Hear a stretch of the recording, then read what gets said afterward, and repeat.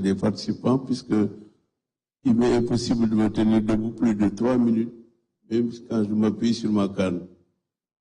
Ce n'est certainement pas l'âge qui en est l'origine, mais peut-être mon état de santé. Alors, si vous me donnez l'autorisation de parler assis, Monsieur le Président, je vous en remercierai beaucoup.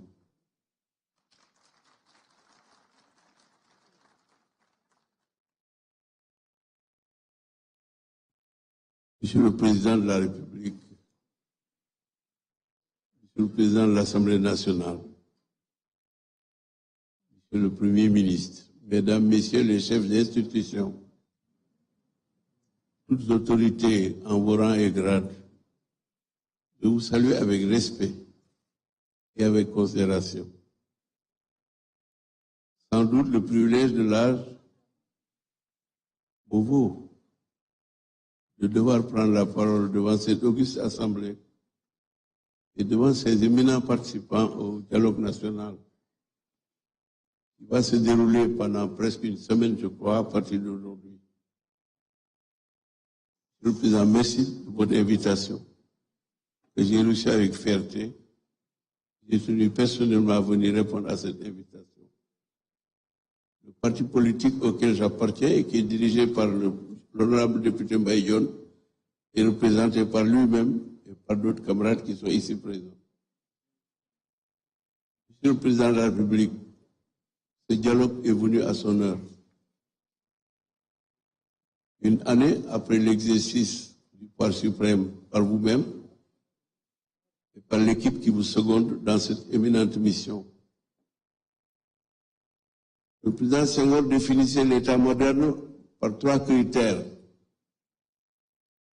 Le premier, c'est des finances saines. Il disait le premier critère qui constitue le soubassement d'un État moderne, c'est des finances saines. Le second critère, c'est une administration organisée. Et le troisième, une justice indépendante. Voilà, selon le président Senghor, dont j'ai été l'élève, le disciple, comment se définissait à son niveau, et selon lui, l'État moderne. Les finances saines sont des ressources, nécessairement, des ressources internes et des ressources externes, bien gérées, et que vous le dites souvent, dans la transparence et de manière juste. Une administration organisée, c'est une administration du développement qui permet un contact direct entre les administrateurs et les populations sous le contrôle, sous l'autorité, à travers des synthèses qui sont faites régulièrement, de manière que les outils du développement soient utilisés au mieux qu'il est possible, de manière à atteindre les populations dans leur recherche de bien-être, de santé, de salubrité, de sécurité et de rêve.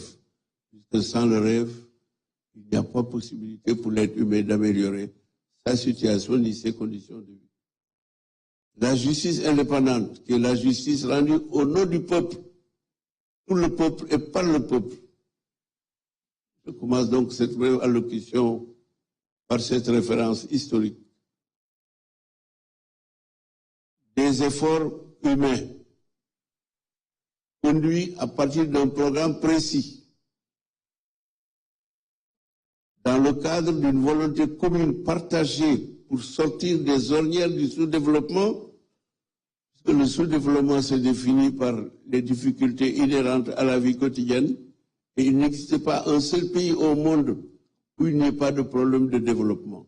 Puisque le développement est un exercice continu, à composantes multiples, par étapes régulières, mais il est porté aussi par des institutions de toute république ou de tout État, pour les empires et les royaumes, ensemble, la main dans la main, avec les 3 références que vous donnez souvent dans vos allocutions, Monsieur le Président de la République, c'est-à-dire la tolérance,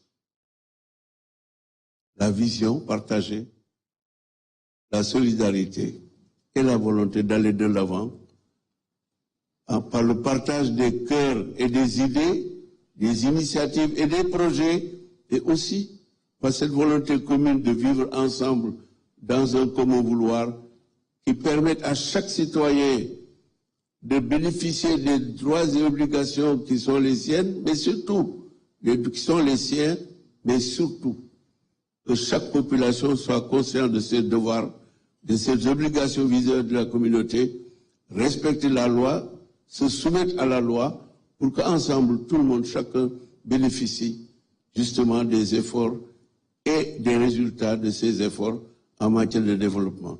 Je vous remercie, Monsieur le Président de la République.